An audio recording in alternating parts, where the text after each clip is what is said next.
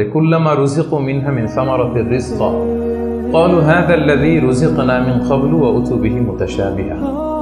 আমরা যখন জান্নাতে যাব, আমাদেরকে জান্নাতের যখন কোনো ফল দেয়া হবে, লেটস সে অ্যাপেল দেয়া হলো খাওয়ার জন্য, এই অ্যাপেল দেখেই মানুষ বলবে এই তো আপেল তো দুনিয়াতেও খাইছে। এটা তার মানে দুনিয়াতে যে খাইছে এই সেন্স কিন্তু আমরা ভুলে যাইনি। অনেকে জিজ্ঞেস করে যে আখিরাতের এই সেন্সেশনটা কেমন হবে, আখিরাতে কি দুনিয়ার সবকিছু আমার মনে থাকবে, দুনিয়ার যা যা ঘটছে সবই কি আমার সেন্সে থাকবে, ব্রেনে থাকবে, নাকি অন্যরকম জগৎ? এই আয়াত প্রমাণ করে দুনিয়াতে আপনি কি করেছেন সবকিছু আপনার মনে থাকবে।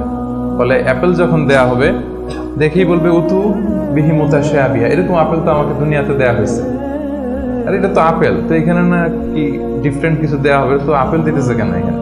আপেল অনেকে আপেল লাইকও করে না দুনিয়াতেই, সেইখানে যদি আপেল দিয়ে আপেল দেয় বা কমলা দেয় হয়তো মানুষ এরকম প্রশ্ন করবে, এবং কোরআন তো সেটা টেস্টিফাই করছে যে হ্যাঁ, মানুষ বলবে যে এটা তো আমরা দুনিয়াতেই খাইছি। তখন আল্লাহ বলবে যে না, এটা অ্যাপেল, বাট দুনিয়ার অ্যাপেলের মতন। দুনিয়ার আপেলে একটা স্বাদ পাওয়া যায়, এই আপেলে 1000 স্বাদ পাওয়া যায়।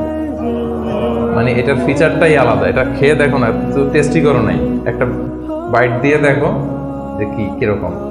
তো এই আয়াতটা আমি আনলাম এজন্য যে মানুষের সব খেয়াল থাকবে, দুনিয়াতে কি হয়েছিল, কি খাইছিল, কি করছিল, তার সব হিস্ট্রি তার মনে থাকবে।